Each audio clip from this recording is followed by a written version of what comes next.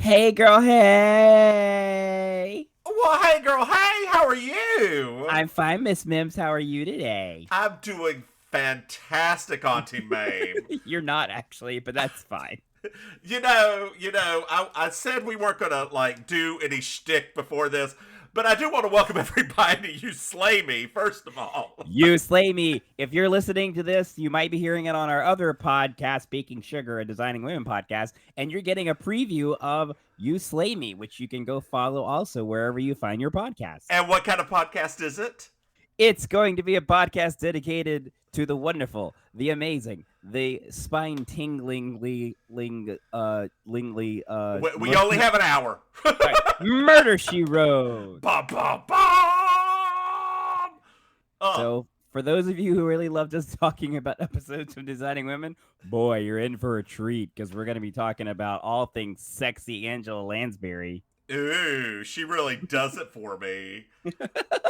Um, but dear listeners, I did in fact get my fat person booster shot. Awesome. And I got my asthmatic booster shot. So I got Moderna. What did you get? I got Pfizer, So, funny story, there was a woman in front of me in line, as they do. and she was like, I had Pfizer for the last two. I want the full Moderna. And the pharmacist said, that's more concentrated. Are you sure? She said, yes, give it to me. Why? And that pharmacist was just like, all right, bam. Like, why did it sound like an actual drug deal? I don't understand. I don't know. I Ugh. don't know. So for Ugh. anybody that's listening to this that didn't listen to our preview episode, I am Auntie Maim, your favorite relation. And I am the divine Miss Mims, your favorite angel. We are two old drag queens that We have aren't known each that other. old. We aren't that old. We're old in gay years. We are two old drag queens that have known each other since God was a boy. That would be age 5. That's at age 5, right? We are pushing past 40 Yeah, at girl, this point. we ain't pushing nothing now. All We've right, already so passed it. I should have said 40s, right? But even that's not technically accurate because we just entered into that realm last year. So, yeah, but we are fans of all things pop culture, especially the gayest parts of pop culture. And what is gayer than Murder She Wrote? Ace of Base. Oh, well, there's that. Also, I guess Poppers, Spice Girls. Spice Girls, Silicon Lube. Yes. Yeah. Andy Warhol's very gay. Oh, super gay, super gay. That one cop from the Village People. Grace Jones. Grace Jones is also very gay, very, very. Well, she thinks she's bi, but very gay. Yeah. So yeah, so.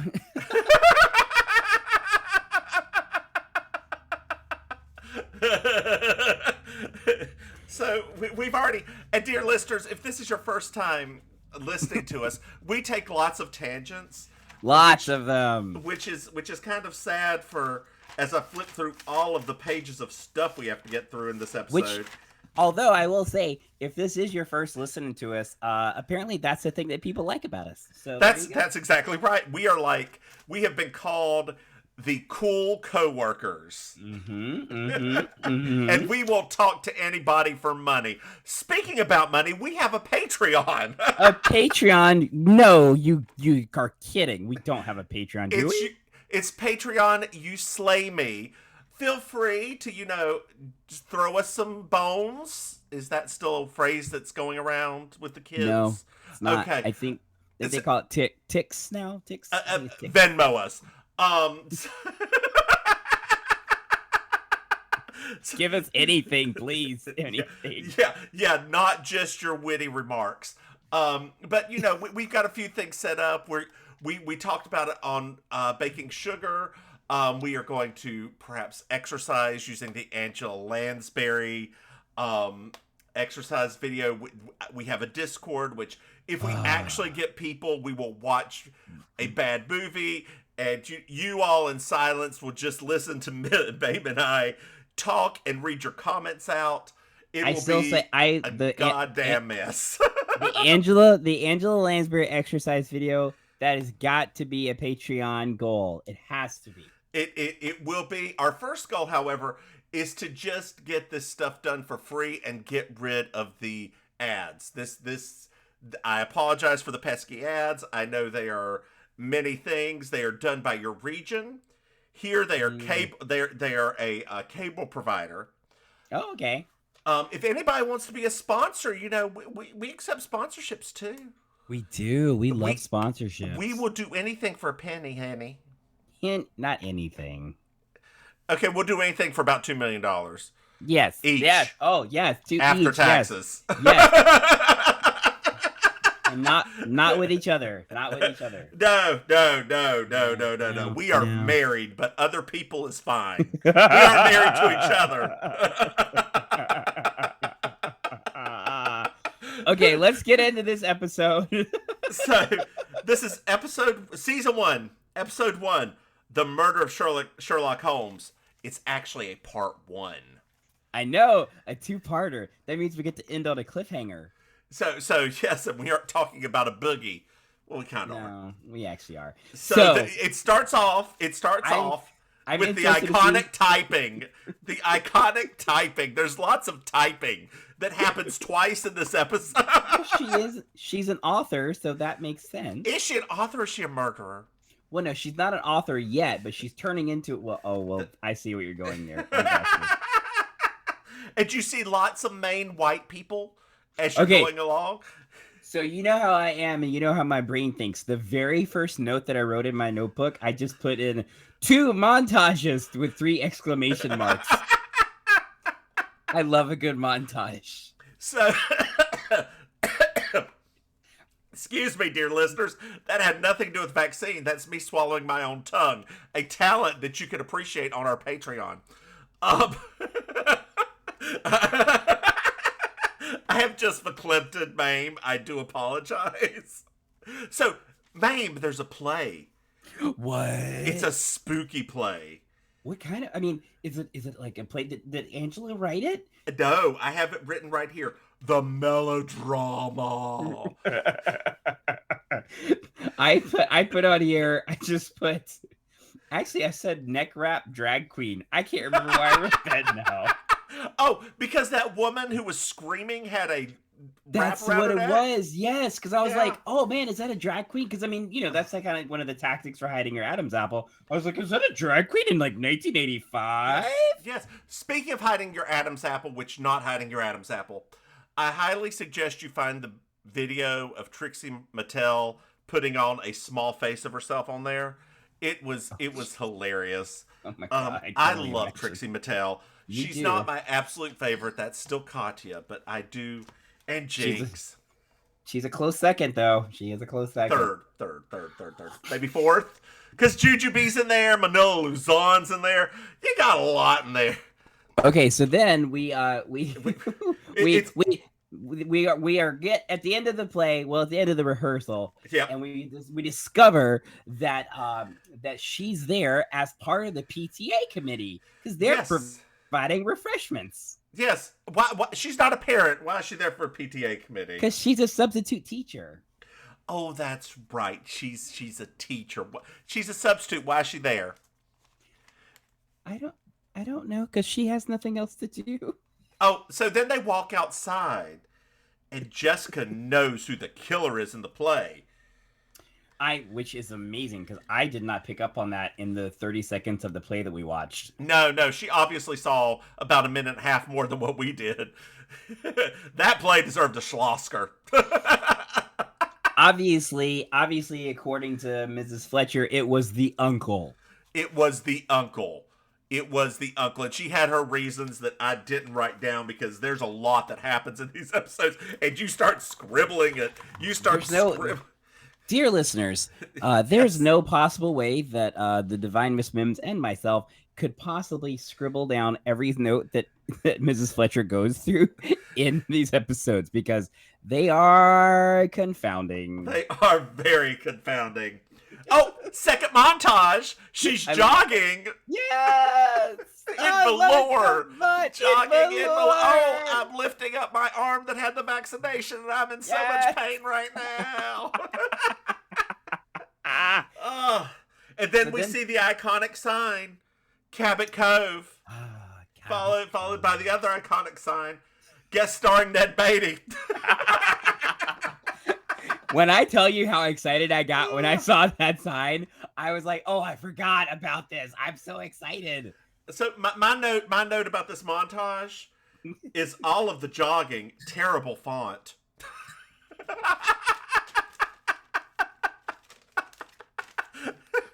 Oh, terrible form.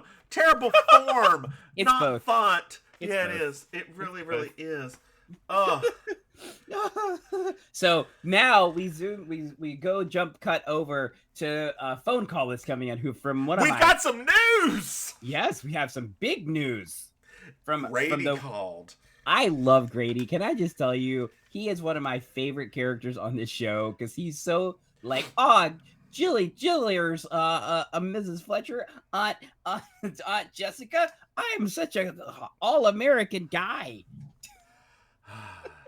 He gave her book to Coventry House. How dare he? They want to publish. What? She's not an author. She's just a substitute teacher. She just wrote that while she was filling time after her husband died. How many years ago? I don't know.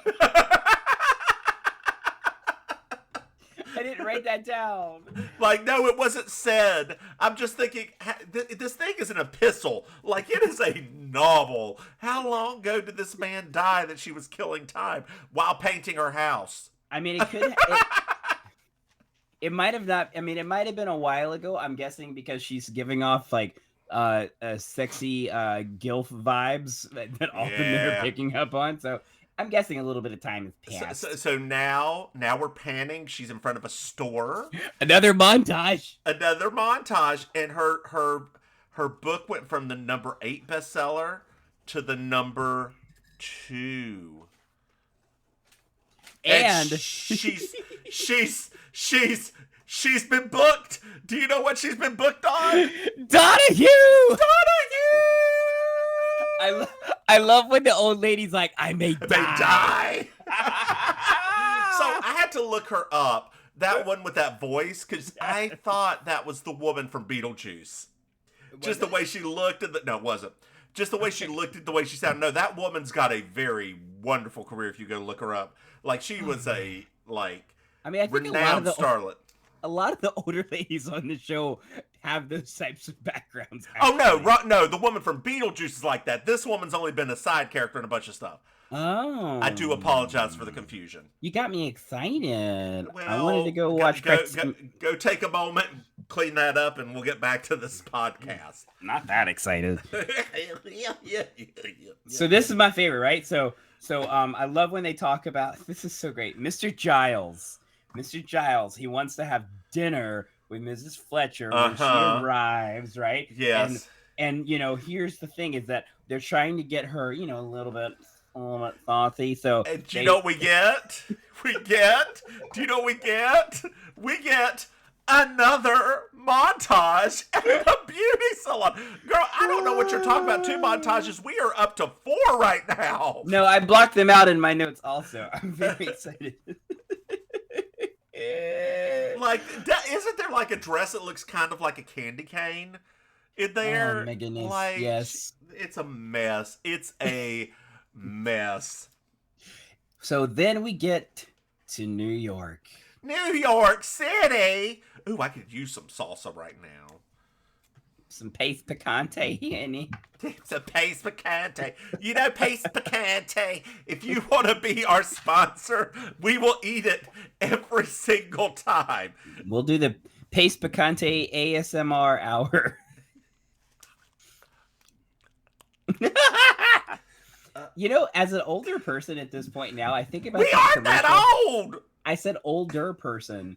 I think about that commercial a lot now, and I realize like how silly it was that like they said New York City, nothing is made like that in New York City. Like, No, there's it's not. there's no big brand of salsa that's made in New York City. Although, Mhm. although, Yes, although there is a pizza restaurant in Raleigh not a pizza restaurant. that imports that was going their New York style pizza.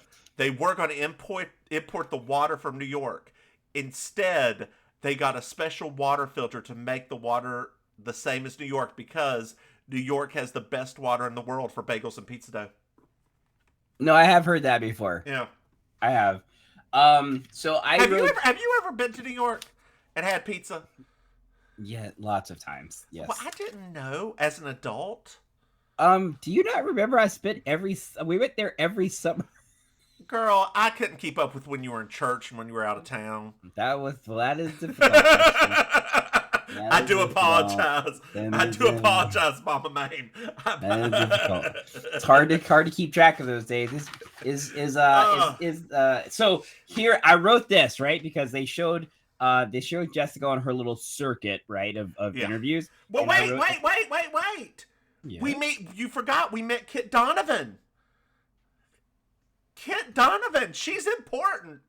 She faints and screams. I didn't think she was that. She may be the murderer. So far, we have 2 people. 3 if you count the conductor of the train, the first black person we've seen. Yes, in the last. No, there's that couple.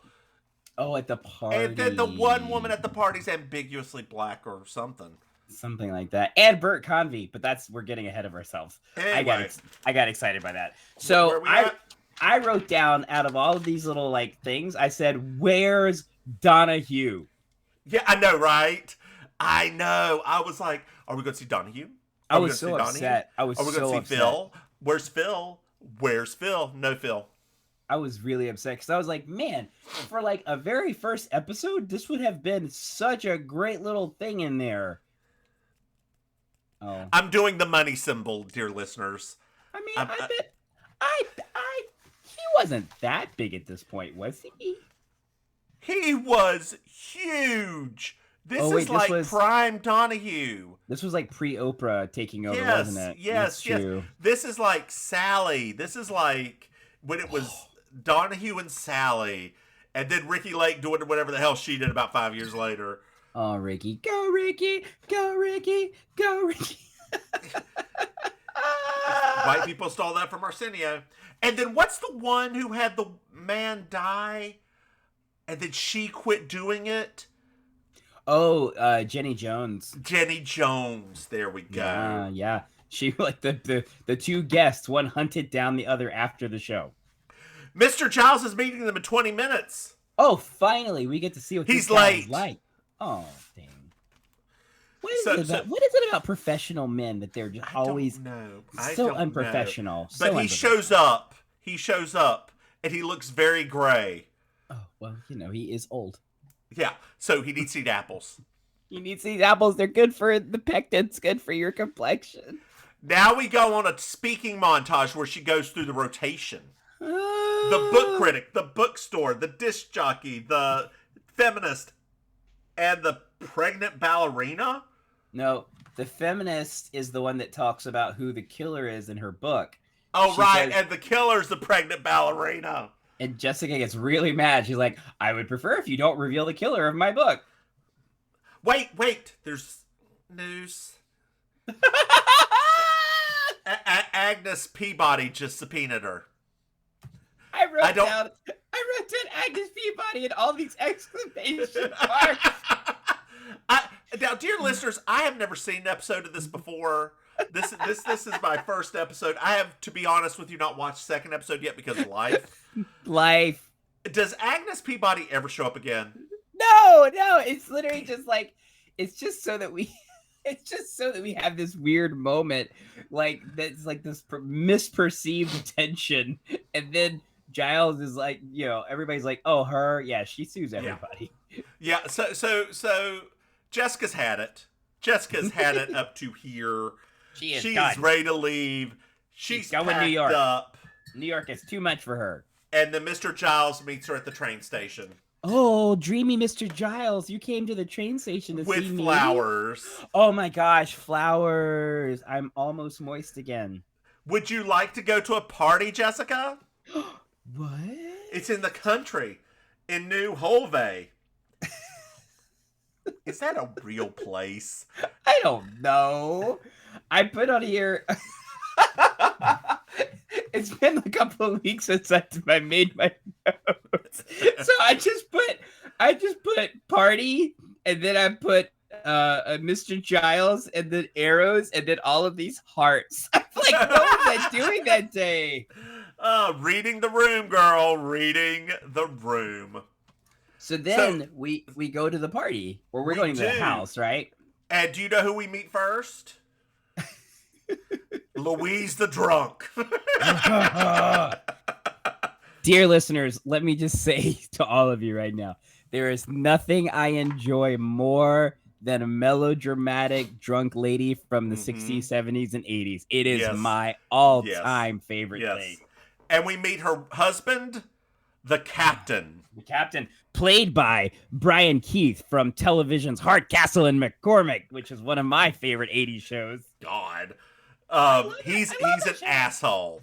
Oh, well, that's he built his career off of being an asshole. That's his whole career. Wait, there's a clue that's happening. What happened? What? There's a sonic boom.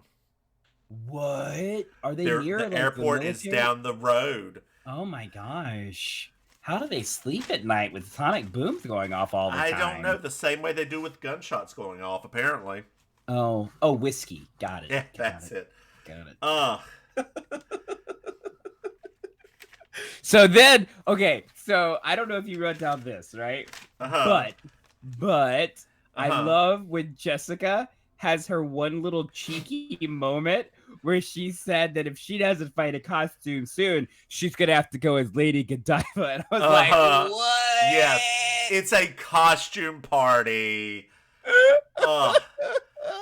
So, fast forward a little bit. Like, there's a lot of movement in this. There is. It gets really disjointed toward the end of this. We do a lot of jump cuts. So we meet. The door opens, and there's Mrs. Marsh, the Peter Pan. I love her too. I love her so much. I love her so much. They don't make character actors like this anymore. They really don't. I mean, Stanley Tucci, Oscar winner, I believe. No, he doesn't. Not yet. He didn't win one? No. I thought he did. No. Okay. No. Can we call Meryl Streep a character actor? I mean, we can call Meryl Streep everything, because she's played everything, everyone. She's played everything. She's every woman. Except she can't sing! No. I did it better right there.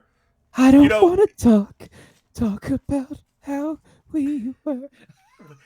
It's the last midnight. Stop. That's gonna trigger me. So just let's stop.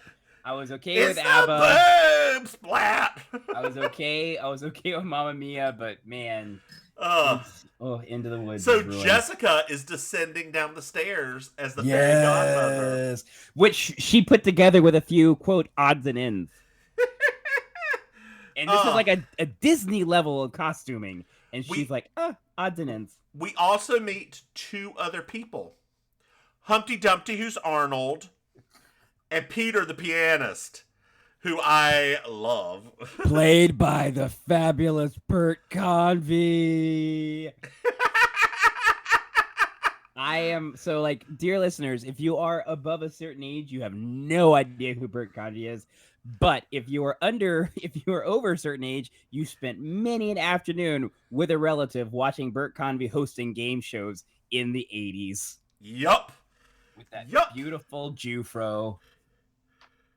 Oh. The captain is dressed as Sherlock Holmes, and he's feeling up Little Red Riding Hood. Whoa. I wonder, does that mean that the captain could possibly... Is that foreshadowing that the captain is Sherlock Holmes and the title of the episode is The Murder of Sherlock Holmes? Wait! There's a light in Grady's room. Not Grady's room. Anybody's room. Yes. Grady's room. What? Why would somebody be in Grady's room? So Grady runs upstairs from outside where what's her name? What's the woman's name? Kit is screaming, "Oh, oh!" It's like a Clue moment. It's not as entertaining.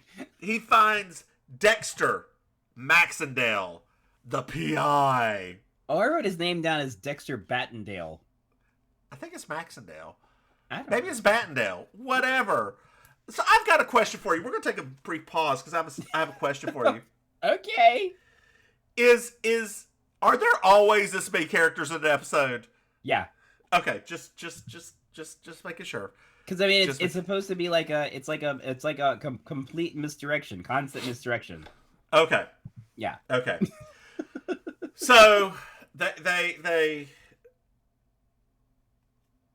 Yes. Oh my God! Where are we at? Okay.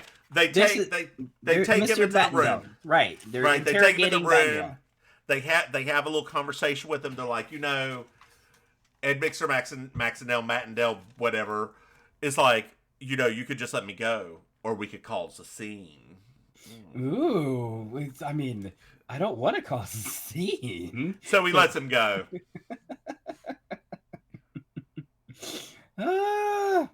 I'm looking up his character now. It's gonna bother me the rest of the day if we don't get that name right. Cab driver, TV reporter, policeman on boat. Wait, where is he? Is he not even on the IMDb? Wait, what's happening right now? Are you kidding me? They even have the feminist interviewer on here. Come on, man. Okay, Look fine. at Dexter. Oh my God, you're right. I know. Dexter Baxendale. There we go. I don't like you right now. So Louise does not like this party, and her ass is ready. It's drunk and ready to go home. And it appears that Ashley might be the captain's side piece. They leave. They leave the party together. Ooh, the scandal. Also, dear listeners, just in case you didn't pitch up on this, the captain is relevant for two reasons. Because he's also Grady's boss. Oh, that's right. And Grady does not like him. No. Wait. The captain actually left with Little Red Riding Hood. What? Yes. He's playing the field tonight. Yes. So there's a little cute scene with the piano guy, and they're like, "Hey, play us a song! Play us a song!" From your musical that you're working on. Play us a song for that musical you're working on. And then it pans to 6:10 in the morning when the butler's cleaning. No, you forgot a part. What did I forget? You forgot when that lady got wine all over her leopard outfit. Oh my God, how'd I skip that? That's important. Yeah. And Jessica was like, okay, we gotta get a little, I wrote this down. We gotta get some milk and some sugar and some eggs. And yes. I'm like, what are you talking about?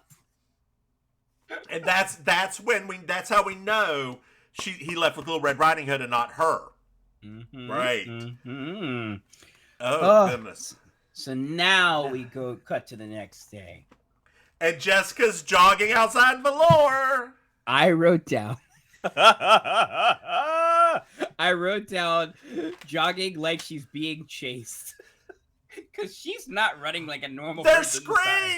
There's screams! By the pool, screams! Oh no, who's screaming? Who's screaming? Sherlock's dead in the pool!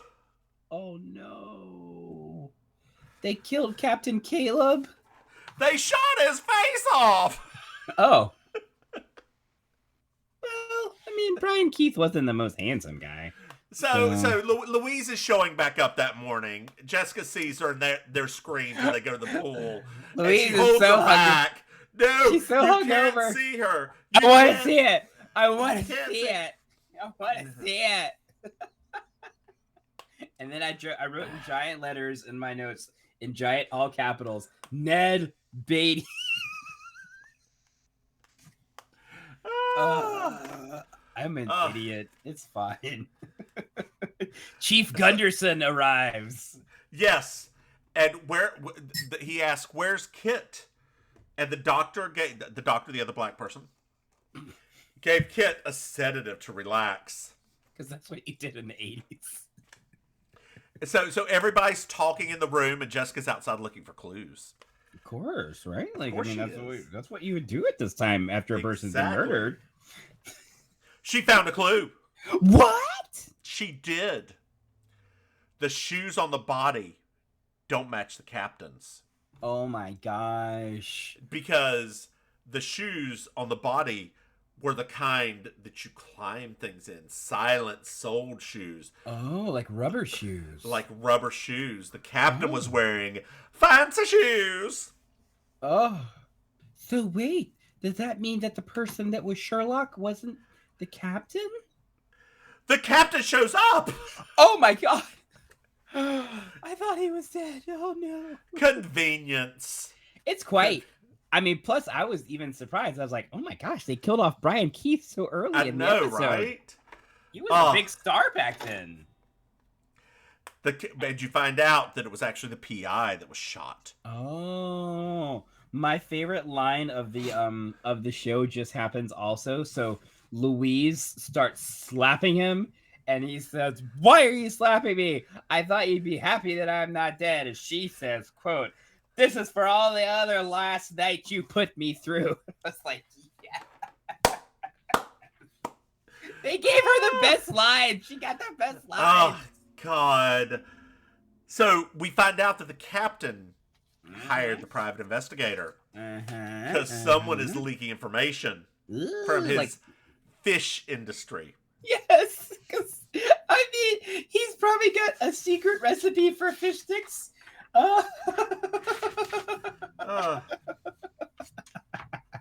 Oh man, I love it so much. Like this is why but you can easily see now why I love Murder, She Wrote so much, because it's so ridiculous. Everything is ridiculous. So we are now heading back to New York City. Oh, thank goodness. The detective gets in the car with Jessica. Oh, is Ned Beatty trying to shoot his shot? What? No, girl, no. He's just real dumb, and this is the worst Sunday he's ever had. So she posed the question: who did the killer want to kill? Oh, did he want to kill Caleb? Oh, or the PI? Oh. That's a good question. That's a good question. Jessica, what are you on to right now, girl? Who knows? Oh. Who knows? So we arrive at the train station.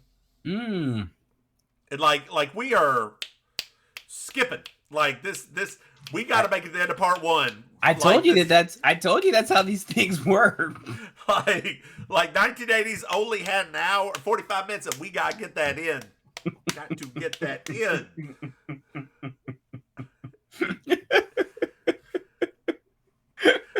Her nephew's been arrested. You gotta be kidding me. Grady's a Boy Scout. Why would they do that? He stole information. Oh no, that doesn't sound like Grady. So now we're at the police station. Because man, we can't get through this episode without having some character actors playing police officers. Right. And Jessica's like, "Well, did you check the bank accounts?" No, we didn't. No, not yet. No.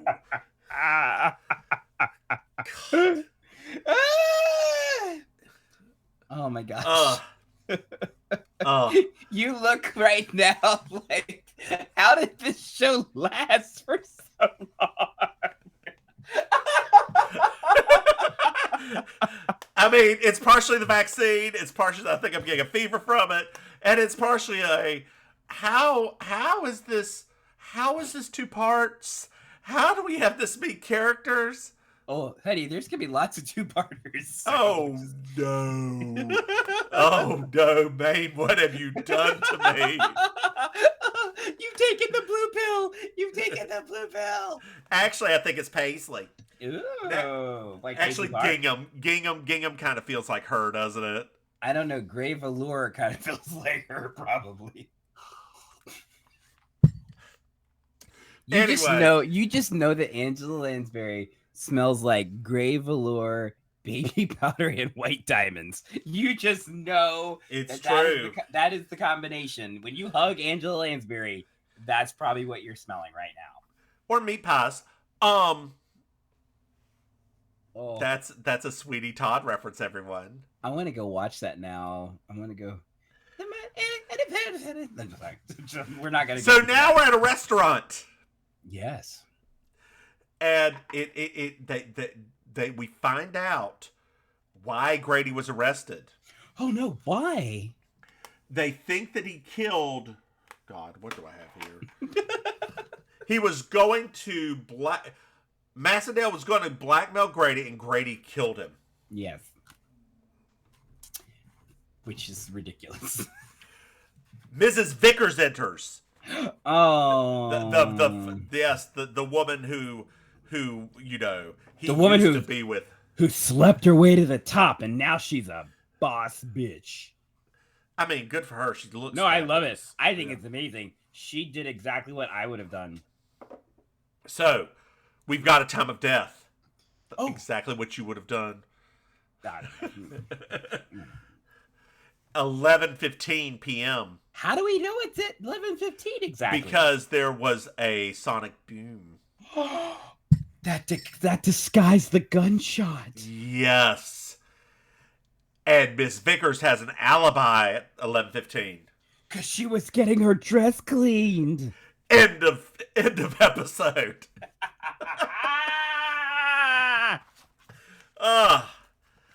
Okay. You sound so exhausted. You sound so exhausted. I am.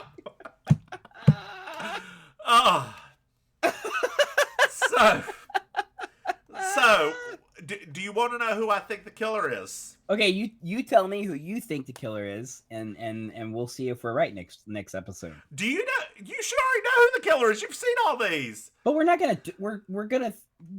Okay. I'm not gonna say who. I'm not gonna say. But yeah, go ahead. I have a couple of choices. Also, bitch, if you think I remember these episodes and who the killer is, you really have underestimated my memory. Have you? Well, no. I just figure you've watched the second episode already, have you? No, because of life. We already talked about that. Do you know how many Halloween costumes I have in this room I still have to finish? Pound, girl, pound. Pound.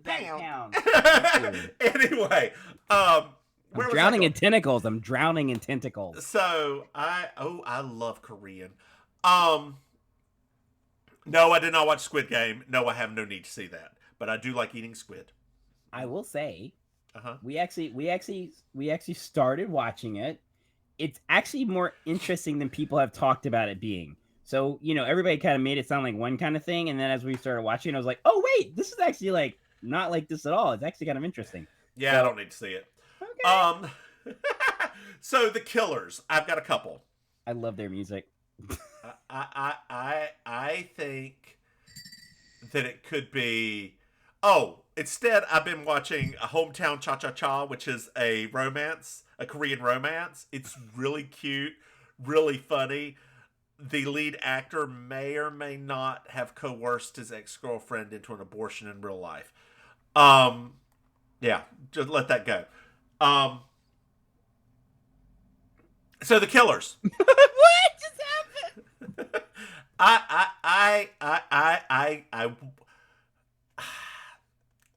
I need to know something. Okay. Are they always main people in this, or could it be anybody?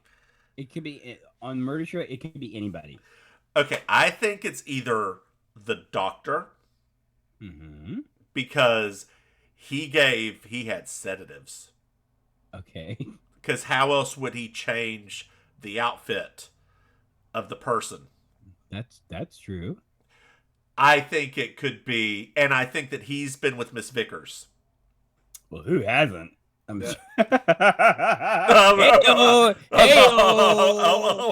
Oh, it's true. I know I haven't because I'm gay. I think it could be Peter Pan. Oh, Just because I want her to do something like that. Oh, that would be she would be an amazing killer. Wouldn't she though? I killed him. Could you imagine when she does that about face and turns into this monster at the end when she gets caught? Oh. But no, the real one I'm gonna go with,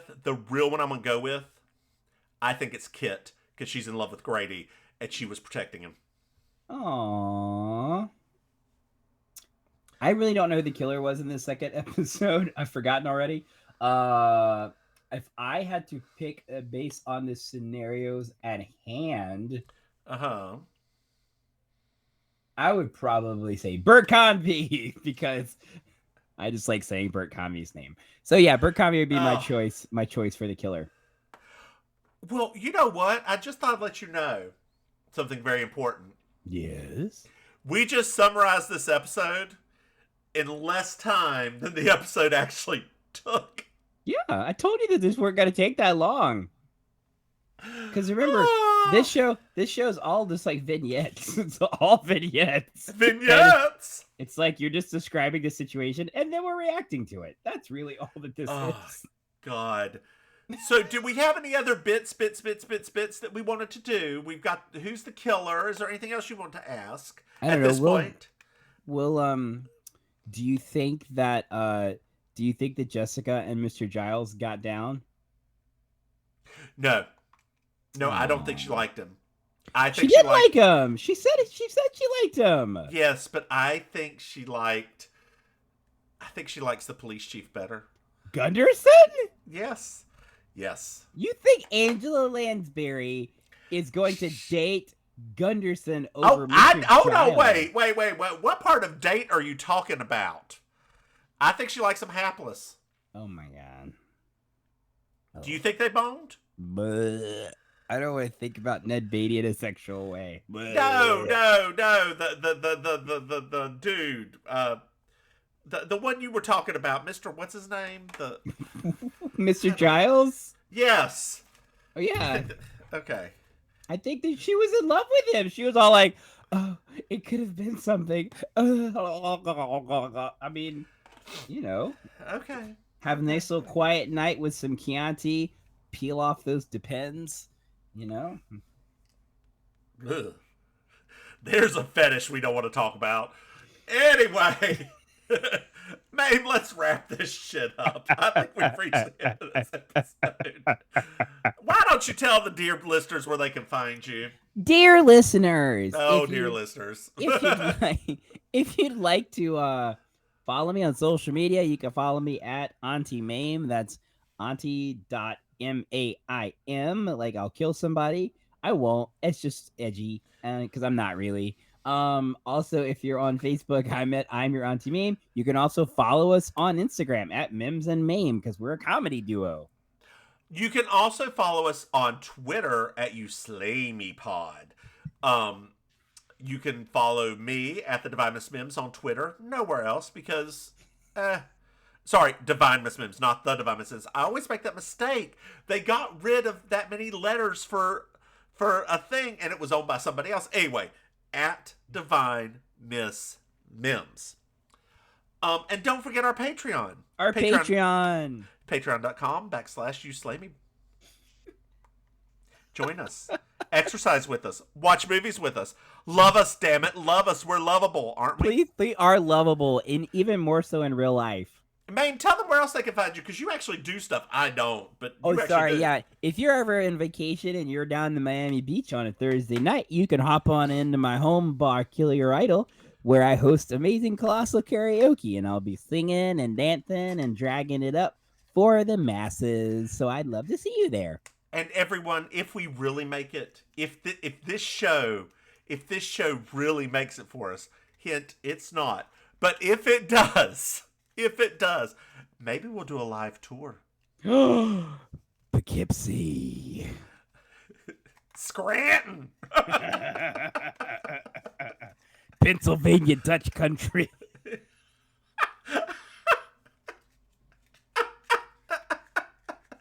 Stone Mountain in Georgia. We can see the Confederates. Miami Lakes.